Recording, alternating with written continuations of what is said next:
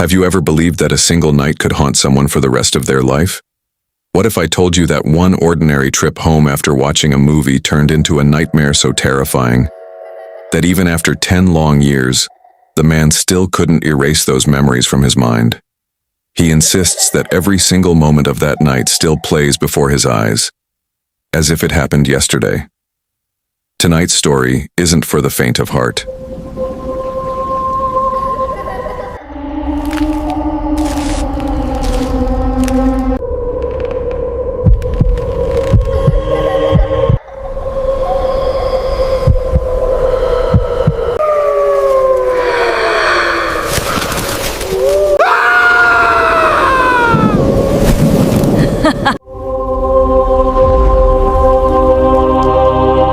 You should not watch alone. Like, subscribe, and share with our loving friends. Assalamu alaikum.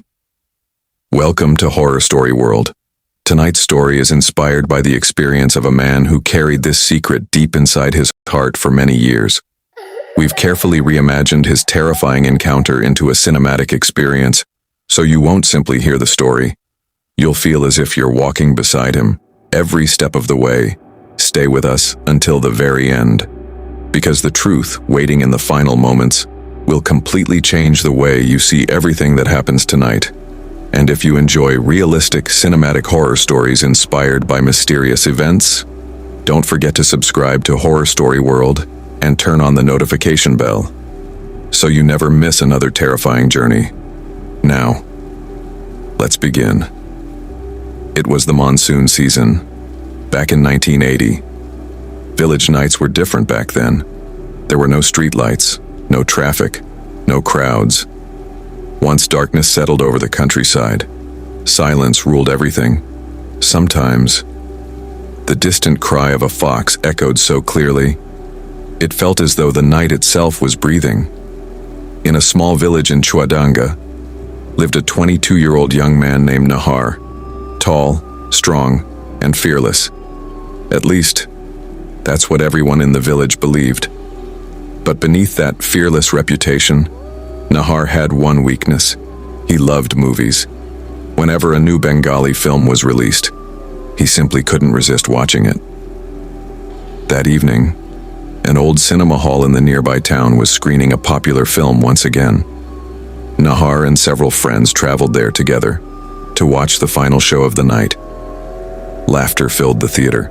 People clapped, cheered, whistled.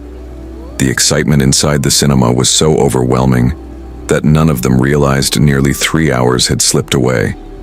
By the time the movie ended, it was almost 1 o'clock in the morning. Dark storm clouds covered the sky. Lightning flickered somewhere beyond the horizon. As Nahar stepped outside, he looked around. His friends were gone. He waited. Several minutes passed. Still, no one returned. He walked over to a small roadside shop that was preparing to close. "Brother," he asked, "did the people from Gaigat already leave?"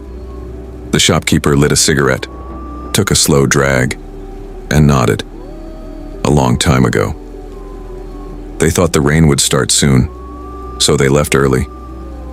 Nahar smiled to himself, though disappointment crept across his face. "Looks like I'll be walking home alone."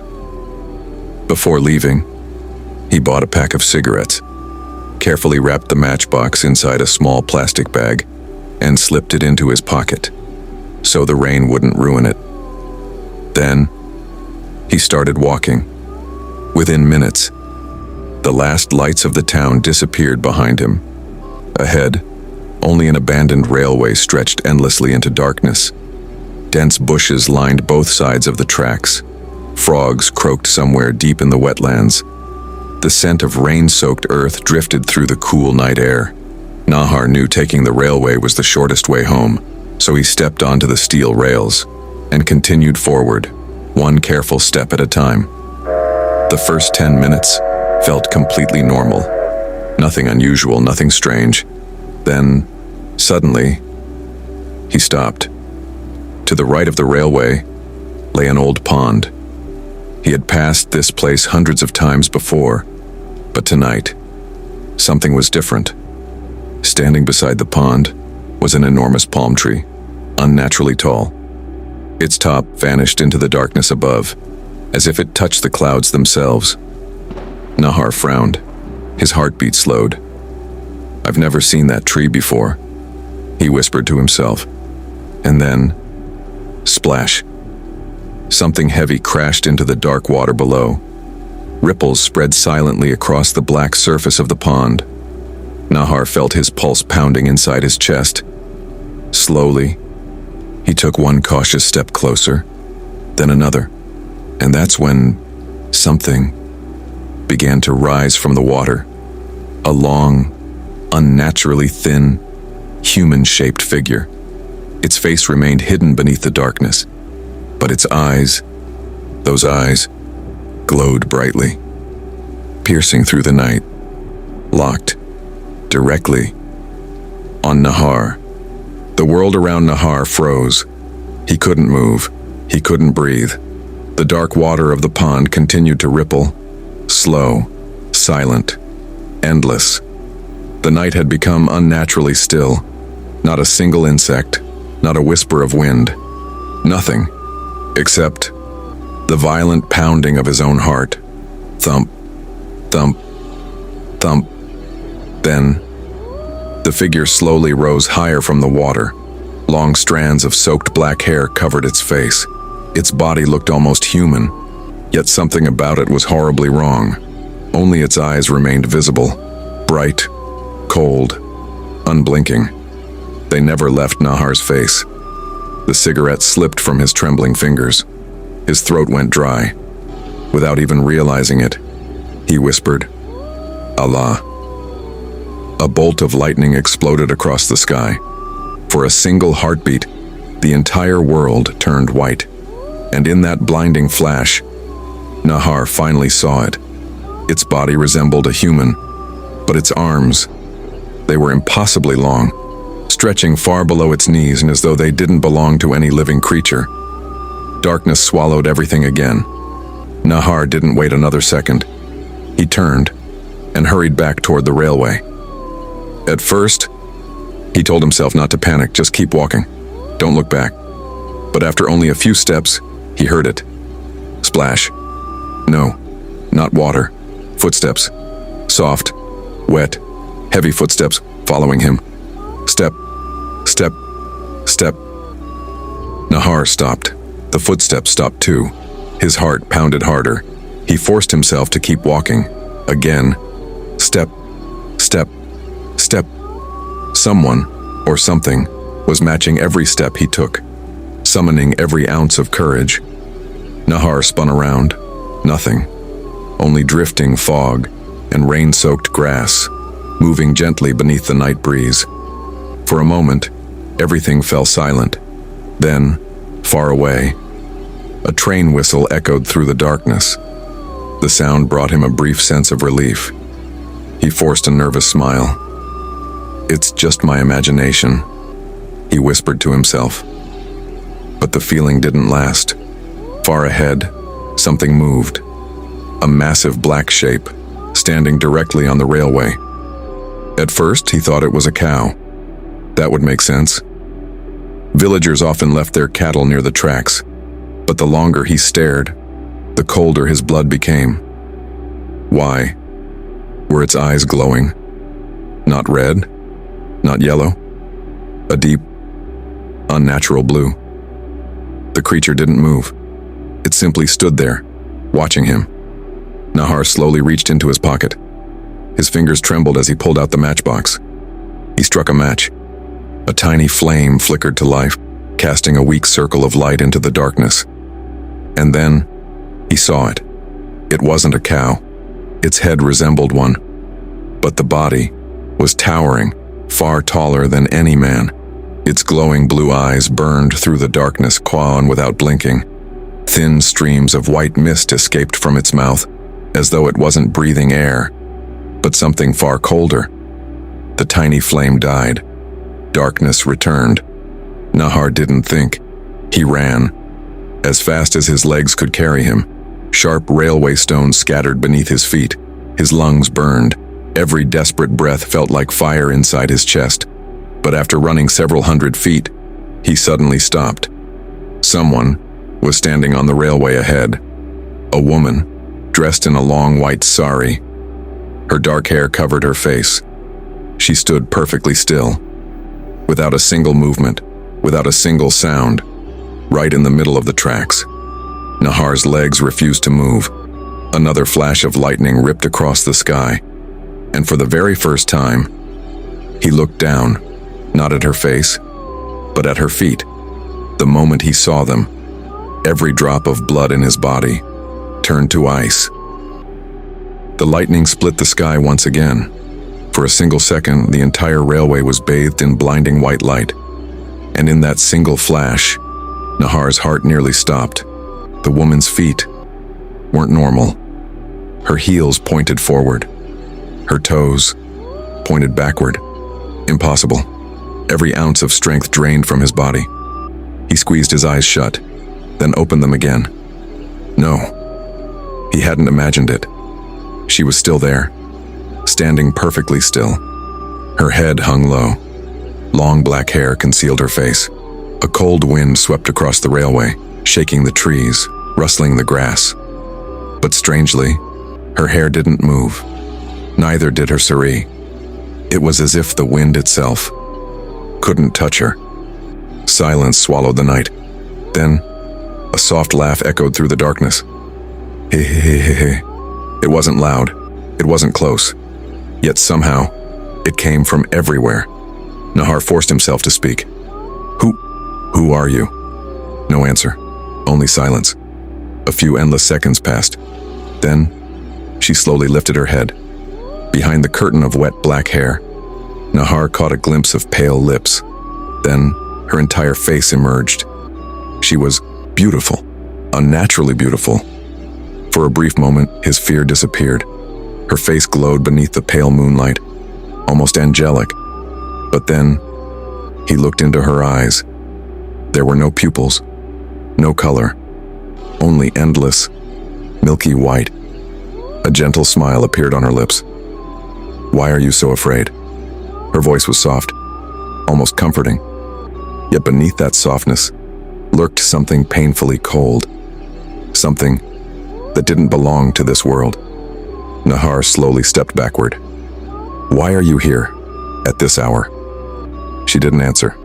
Instead, she began moving toward him, slowly, silently. But something was terribly wrong. She wasn't walking. Her feet never touched the ground. She floated, only a few inches above the railway. Nahar felt his mouth go dry. A forgotten memory suddenly returned. His grandmother's warning. From his childhood. If you ever see someone with backward feet at night, never look into their eyes. His heart pounded violently. He immediately lowered his gaze, closed his eyes, and quietly began reciting Ayatul Kursi. The woman stopped. The smile faded from her face. Slowly, the empty white eyes darkened. Then, they burned with rage. The air became unbearably heavy. Dry leaves beside the railway suddenly spiraled into the sky. The distant bamboo grove shook violently, although there was almost no wind. Her gentle voice was gone. In its place came something harsh, something monstrous. Stop. Don't recite those words. Nahar didn't stop. His voice grew stronger, more determined. He continued every verse without opening his eyes. Then, a horrifying scream tore through the night. Ah! The sound echoed across the empty railway, shaking the silence itself. Terrified, Nahar opened his eyes. Nothing. The railway stood empty. The woman was gone. Only drifting fog remained, floating across the tracks. He didn't wait. He ran, faster than he had ever run before. He never looked back. Only when the first faint lights of his village appeared in the distance did he finally slow down. His body had escaped, but somewhere deep inside, he knew something had followed him home. From that night on, Nahar never walked that railway alone again. But the nightmare was far from over. 6 months later, on an ordinary afternoon by the river, he would meet someone he never expected to see again.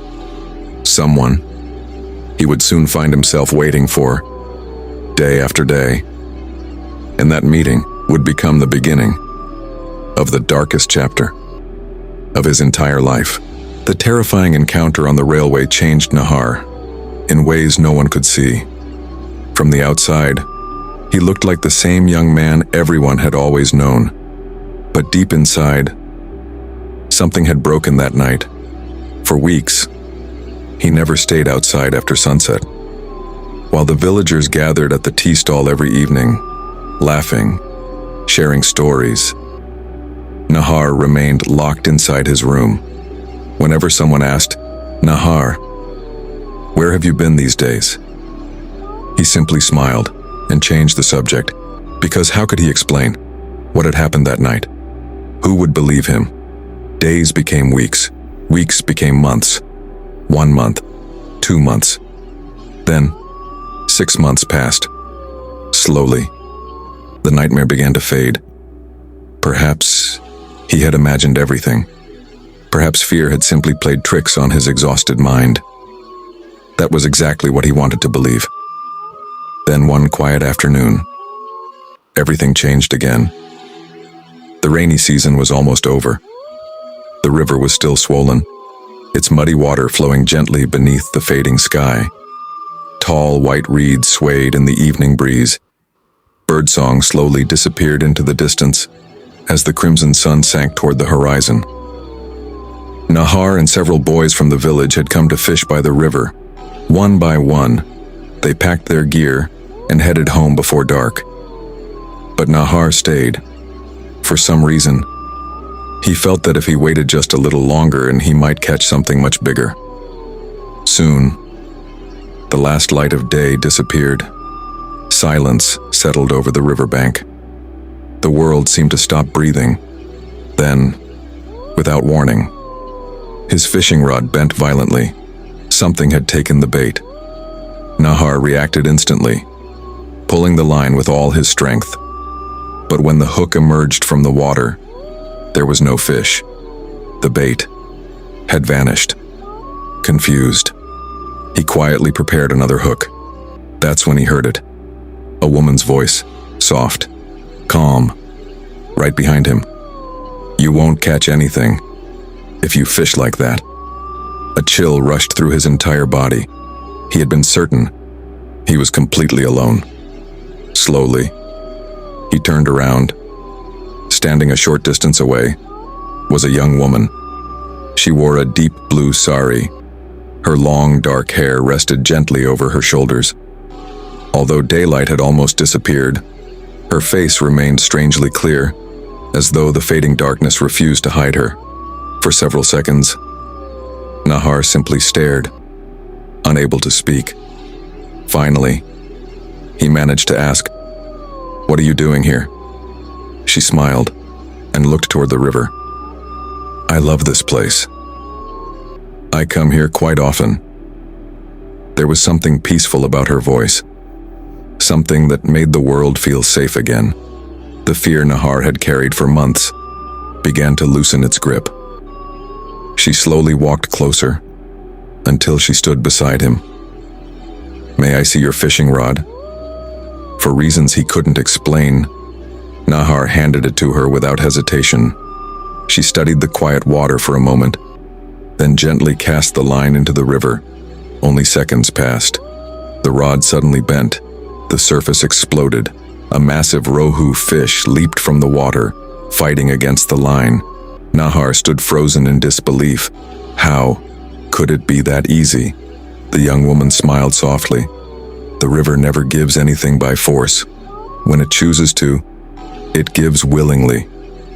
On his way home that evening, only one question echoed inside his mind. Who was she? The following afternoon, Nahar returned to the same riverbank. He felt almost embarrassed. He knew. It wasn't the fish that had brought him back. It was her. He waited. Minutes passed. The evening breeze whispered across the water. Then, soft footsteps. He looked up. She was there. The same blue sari, the same quiet smile, as though she had known he would return. They talked for a long time about the river, the changing seasons, the village, life. But strangely, Nahar never asked her name, and she never offered it. From that day forward, every evening, she appeared beside the river, and every evening, without realizing it, Nahar found himself waiting for her. The villagers began noticing the change. Nahar had become quieter than ever. He barely ate. He slept less each night. His thoughts seemed to drift somewhere far away. Every day, he counted the hours until sunset. But no one knew who he was meeting by the river.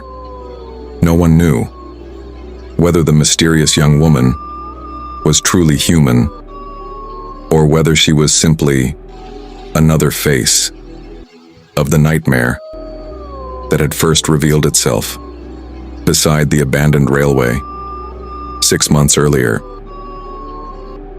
One day became 2. 2 days became 3. Before either of them realized it, an entire week had passed. Something about it felt impossible. Every single evening, just moments before the sun disappeared beyond the horizon, she arrived. Never early, never late. Not even by a single second. It was as though time itself waited for her. Nahar stopped making excuses to himself. Whenever he left home, he simply told his family, "I'm going to the river to catch some fish." But deep inside, he knew the truth. He wasn't going there for fish anymore. He was going to see her. One evening, she looked at him and smiled. "Do you know something?" Nahar smiled back. "What?" She tilted her head slightly. "You don't come here to fish anymore." He laughed awkwardly. "Then why do I come?" Her smile deepened. "You come here? For me." The words struck him like a whisper inside his own heart. He couldn't answer. It almost felt as though she could hear every thought he tried to hide. That evening, they sat beside the quiet river for hours. She never asked about the people in his village, never spoke about her own family. Instead, she talked as though she had known Nahar for a lifetime. Eventually, he gathered the courage to ask, "I still don't know your name." She remained silent for a long moment, watching the slow current drift beneath the fading light. Then, without looking at him, she spoke. "What would you do if you knew my name?" Nahar smiled. People call each other by their names. She finally looked at him. A gentle smile touched her lips.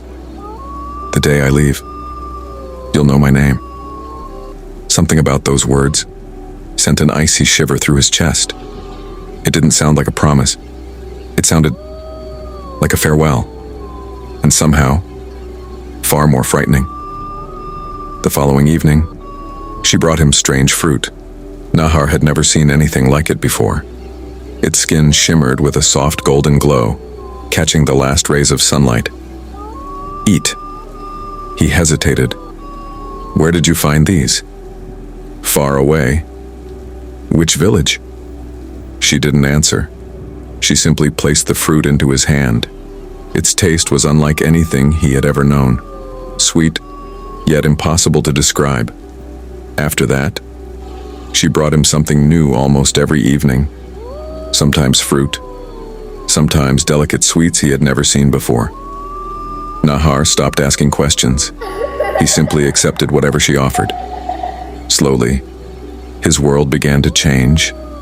The food waiting at home no longer appealed to him. His mother noticed first. "Why don't you eat like you used to?" Nahar forced a smile. "I'm just not hungry." But that wasn't true. He did feel hungry. Only the moment he looked at the food inside his own home, his appetite vanished. Within a few weeks, everyone in the village noticed the difference. His face had grown pale. Dark circles formed beneath his eyes. His cheeks became hollow. The young man who once worked tirelessly in the fields now became exhausted after only a short walk. Something was draining the life out of him. No one understood what it was. Then, one night, his mother woke unexpectedly. Nahar's bed was empty.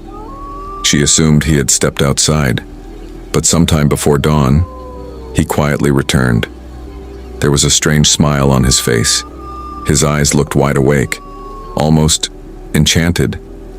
The next morning, she noticed dried mud covering his shoulders. "Where did you go last night?" Nahar froze. He opened his mouth, but no words came. It was as if his own memories had disappeared. After a long silence, he finally whispered, "I don't remember." That answer frightened his mother more than anything else. From that night on, the same thing happened again and again. Almost every midnight, Nahar would quietly leave the house.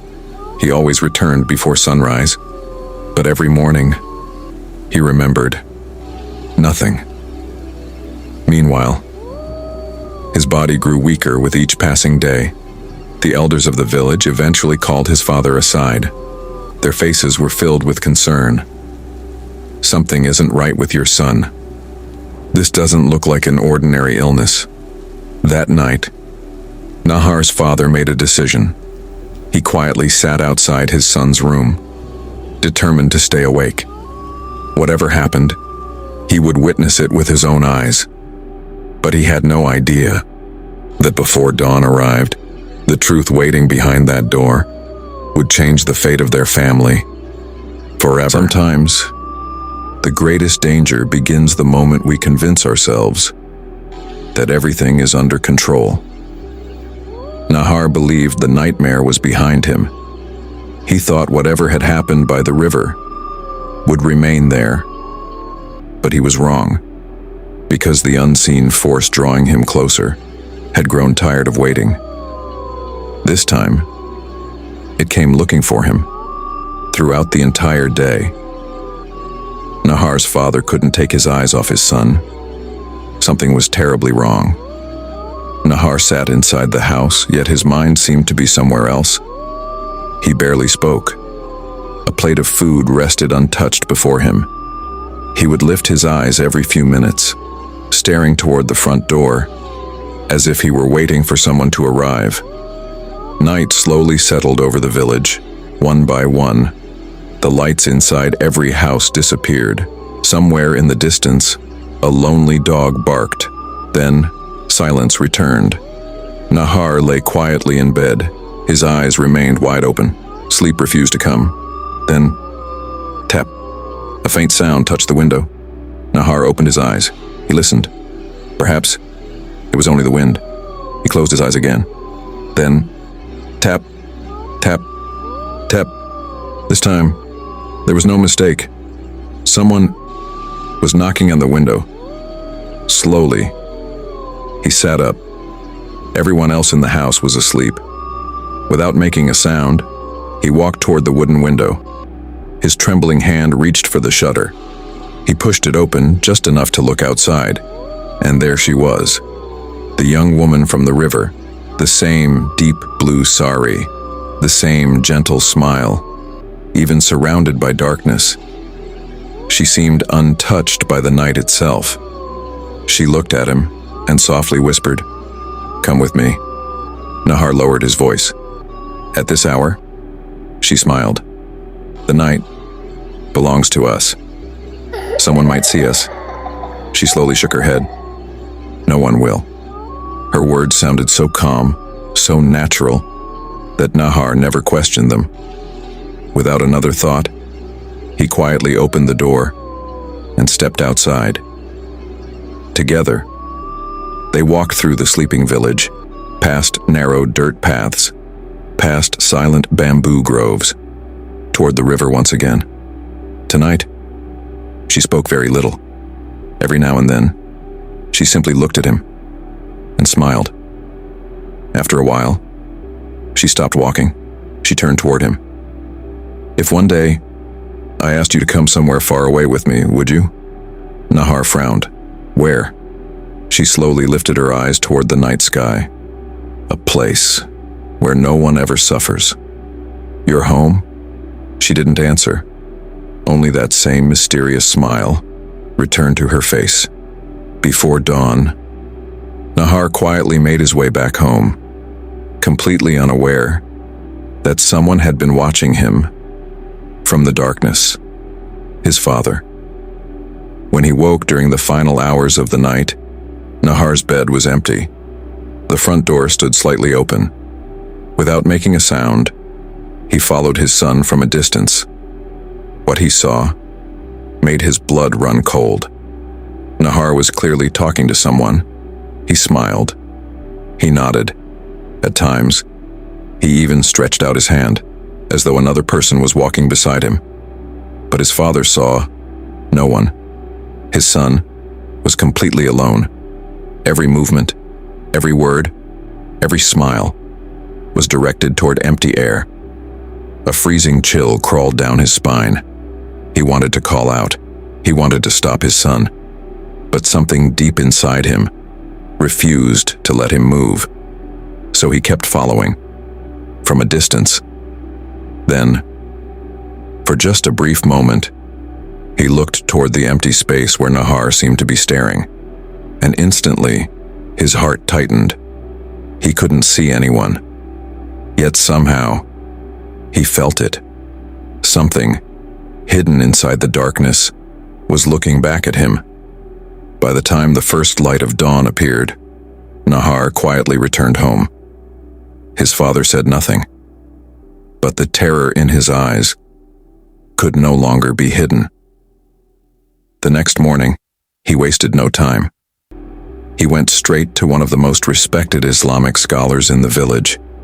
Patiently, he told him everything: the strange behavior, the midnight walks, the invisible companion. The scholar listened without interrupting, not once. When the story was over, he let out a slow, heavy sigh. Then he looked at Nahar's father and spoke quietly. "Your son is in grave danger." The color drained from the father's face. "Can he be saved?" The scholar remained silent for several long moments. Then he finally answered, "First, we must discover the truth. Who is he meeting? And why has that being chosen him? Until we know the truth, no one can save your son." In that moment, Nahar's father realized something terrifying. Their nightmare hadn't even reached its darkest chapter yet. Do you know what the greatest mistake a person can make is? It's mistaking evil for love. Nahar made that mistake. He believed he had found comfort, someone who truly cared for him. But today, he was about to sit before a man who would look straight into his eyes and tell him a truth and that would shatter everything he believed. The one you're willing to give your life for isn't human. From the moment he woke that morning, Nahar sensed something had changed. The atmosphere inside the house felt different. His mother barely spoke. His father remained unusually quiet. No one scolded him. No one smiled. It was that silence, more than anything else, that unsettled him. Around noon, his father finally walked into the room. "Come with me." Nahar looked up. "Where are we going?"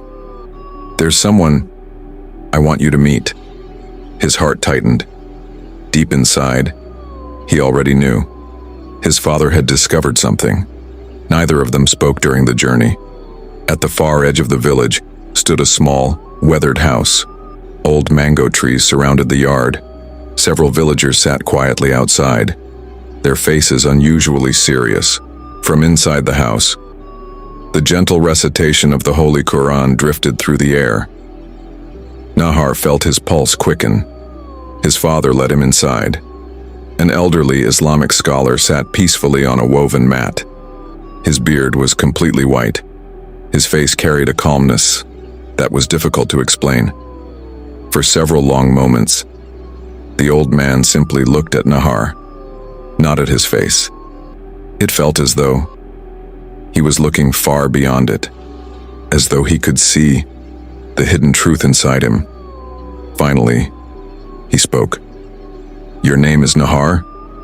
"Yes." "Tell me, do you meet someone at night?" The question struck him like lightning. His heart skipped a beat. He lowered his head, unable to answer. The old scholar's voice remained gentle. "Do not be afraid. I'm not here to punish you. I'm here to save you."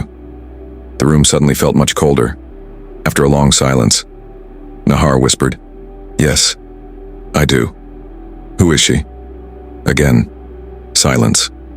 Then, almost too quietly to hear, "A young woman." The scholar showed no surprise. It was almost as if he had expected that answer. "Where do you meet her?" "By the river. Sometimes. She comes to my house at night." "Do you know her name?" Nahar slowly shook his head. "No." "Do you know where she lives?" "No." The scholar let out a slow breath. Then he asked another question. "Have you ever seen her?" "In daylight?" Nahar thought carefully, then answered, "Never. Only after sunset." The old man slowly closed his eyes. For several moments, he remained completely still, as though searching through memories, long buried in time. When he finally opened his eyes again, his voice had grown quieter. "Has she ever given you anything to eat?" Nahar froze. His eyes widened. How did you know that?" The scholar didn't answer. "Tell me." "Yes. Almost every evening. She brings fruit, sometimes sweets I've never seen before." Across the room, Nahar's father stared at his son in disbelief. The scholar's expression changed. For the first time, his face became visibly serious. He leaned slightly forward. "After eating those things, has your body remained the same?" The question pierced straight through Nahar's heart.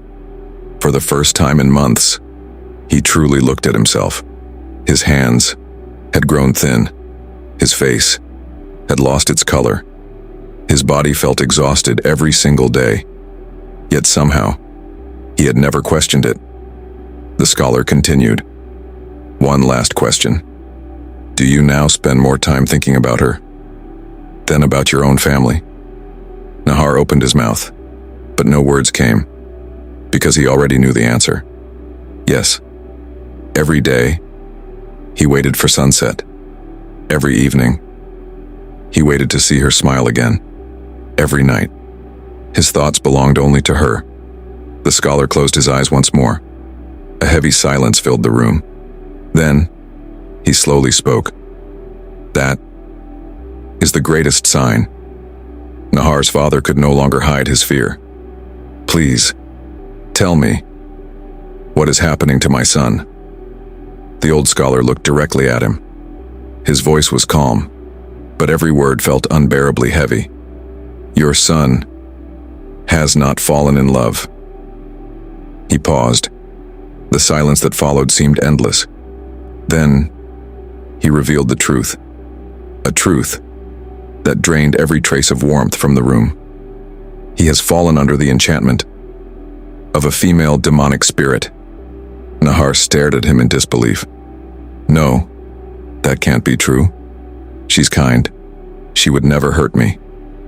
The scholar's eyes never left his. "A fire may warm you from a distance, but what happens when you step into the flames?" Nahar remained silent. The scholar spoke one final time. "She doesn't love you. She's slowly drawing you into her world. First, she will take your strength. Then, she will take your life." In that moment, every evening by the river, every strange fruit, every gentle smile, every whispered conversation flashed before Nahar's eyes. And for the very first time, the feeling inside his heart was no longer love. It was doubt. What if someone told you, if you survive tonight, Only then will you see tomorrow's sunrise. Would you believe them? Nahar didn't. And that single mistake would bring him face to face with death itself. Disbelief still filled Nahar's eyes. No matter how hard he tried, he couldn't accept it. How could the woman, whose smile had brought him peace, whose presence had driven away his loneliness, possibly be something evil? The room fell silent. The elderly scholar slowly reached toward the Holy Quran resting on the table. Then he looked at Nahar and spoke calmly. I need to ask you a few questions. Answer me truthfully. Nahar nodded. When you first met her, was anyone else nearby? No. Has anyone in your village ever seen her? Nahar thought for a moment. No. Every time we met, we were completely alone. The scholar lowered his gaze. That is the first sign. After a brief pause, he asked another question. Has she ever invited you to go somewhere with her? A cold shiver ran through Nahar's body. He remembered her words beside the river. If one day I ask you to go somewhere far away with me, will you come? Slowly, he lowered his head. Yes, she asked me. The scholar closed his eyes. For several long seconds, he remained silent. Then he spoke. From this moment on, you must never go anywhere alone, especially after sunset. Nahar frowned. But what if she comes? The scholar answered immediately. She will. Then what should I do? Do not open the door. What if she waits outside that terrifying night? The villagers realized this was no longer just Nahar's problem. Do not look into her eyes. She will call your name. She may even imitate the voice of someone you love. No matter what you hear, you must never answer. Nahar's father finally spoke. Fear trembled in his voice.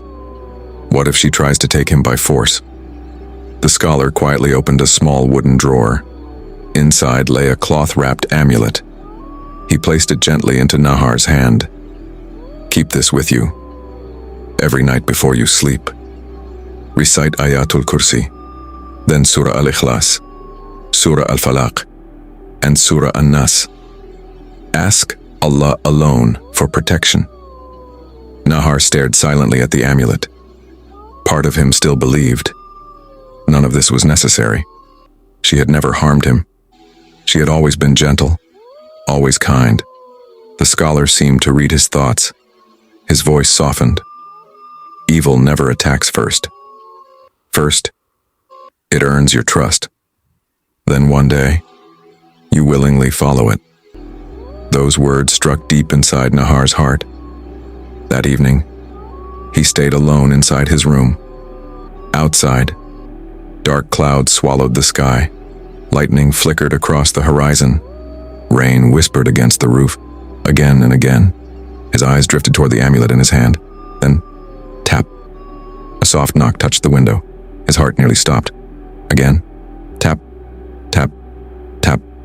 Then, her voice, gentle, familiar. Nahar. He held his breath. Nahar. I'm here. Inside him, two voices began to fight. One whispered, open the window. She's waiting for you. The other answered, remember the scholar's warning. Outside, she called again. This time, her voice sounded almost heartbroken. Won't you speak to me anymore? Nahar felt tears gathering in his eyes. Slowly, he took one step toward the window. Then, he stopped. His hand tightened around the amulet. He closed his eyes and began to recite, Allahu la ilaha illa huwa, Al-Hayyul Qayyum. The moment the verses left his lips, everything changed. The wind exploded into a violent storm. The wooden window shook violently. The walls of the house trembled. It felt as though something outside was trying to force its way in. Then, a scream. Not human, not animal. something ancient, something filled with unbearable rage. The horrifying cry tore through the darkness before vanishing into the night. Silence, complete silence. After several long moments, Nahar finally found the courage to look outside. No one stood in the yard. Only rain, mud, and two perfectly clear footprints. His blood froze because the toes weren't pointing forward. They pointed backward. At that moment, every doubt disappeared. The scholar had spoken the truth, and for the first time, Nahar realized he hadn't escaped an ordinary visitor. He had escaped death itself. When evil realizes its prey is slipping away, it no longer hides behind a beautiful face.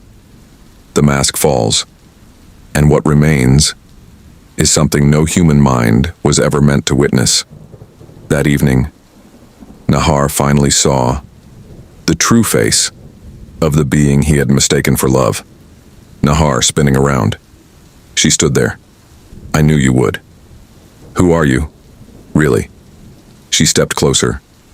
What if I told you I wasn't? She noticed the amulet. Answer me. The beautiful face was gone. Her eyes had become endless black voids. Her mouth tore open, stretching almost to her ears. Her fingers twisted, growing into razor-sharp claws. Nahar stumbled backward. You belong to me. You cannot escape. Nahar shut his eyes. He began to recite Ayatul Kursi. Instantly, she screamed. Her body recoiled violently. Hatred burned inside her eyes. Then, she dissolved into the rolling fog. But her voice echoed, I will return. And those three words carried a promise of vengeance that would haunt Nahar far beyond that night. After discovering the truth, Nahar believed the nightmare was over, but evil never lets go so easily. Nahar ran all the way home. That night, a violent fever consumed him. Before sunrise, his father returned to the scholar. She will hide no longer. Before his body can be protected, his heart must be freed. That afternoon, the scholar came personally to their home. He looked down at the muddy ground. She stood here. The footprints were backwards. The toes pointed behind instead of ahead. Before sunset, the scholar recited verses throughout the house. For the next 7 nights, you will not leave this house. What if she calls me? Never forget. Evil can imitate the voice you trust the most. Night slowly descended. Footsteps circling the house, stopping outside the window. Nahar, I'm alone. An inhuman scream exploded outside. The entire village shook. The scholar slowly opened his eyes. Tonight, she leaves empty-handed, but next time, she won't come alone. The villagers realized this was no longer just Nahar's problem, because when an evil force refuses to let go of its prey, it doesn't come only for the person. It tries to drag their entire world into the darkness with them. After the horrifying scream that echoed through the night, an uneasy fear spread across the entire village. Neighbors began arriving at Nahar's house one after another. Every dog in the village had suddenly turned toward the north and started howling together. There was only one thing every story had in common. That night had not been normal. Nahar spent the entire morning sitting silently on his bed. The dark circles beneath his eyes had grown even deeper. He barely recognized himself. Just then, someone knocked on the door. The scholar had arrived. Without wasting a single second, he said, "She will come again tonight." Nahar's heart skipped a beat. "How can you be so sure?" "Because she still hasn't let you go." By late afternoon, dark clouds gathered once again. Nahar simply sat by the window, watching, waiting. Inside him, a silent battle raged. Then, very slowly, a shadow moved beyond the window. Nahar slowly stood up. At that exact moment, the scholar's voice echoed behind him. "Stop." Just then, A familiar voice came from outside. Nahar. It wasn't the girl's voice. It was his mother's voice. Son, open the door, I'm outside. Nahar's entire body trembled. He looked back into the room. His mother was sitting right beside him. She had heard it too. The voice came again. Nahar, please don't leave me alone. Then, a long sigh. After that, complete silence. In a low voice, the scholar said, Tonight, it tested us. Next time, it will attack. A long crack suddenly appeared across the glass of the window. It sounded as if something outside was slowly dragging its claws across the glass. Nahar held his breath, staring into the darkness. But outside, there was nothing, only darkness. What Nahar discovered that night was only the beginning. The shadow following him was growing closer, and the secret he carried was about to destroy everything he loved. Will Nahar survive the final confrontation, or will he become another lost soul in the darkness? Don't go anywhere. The terrifying conclusion continues in part 2. Watch it now on Horror Story World. Subscribe and stay tuned, because the nightmare isn't over yet.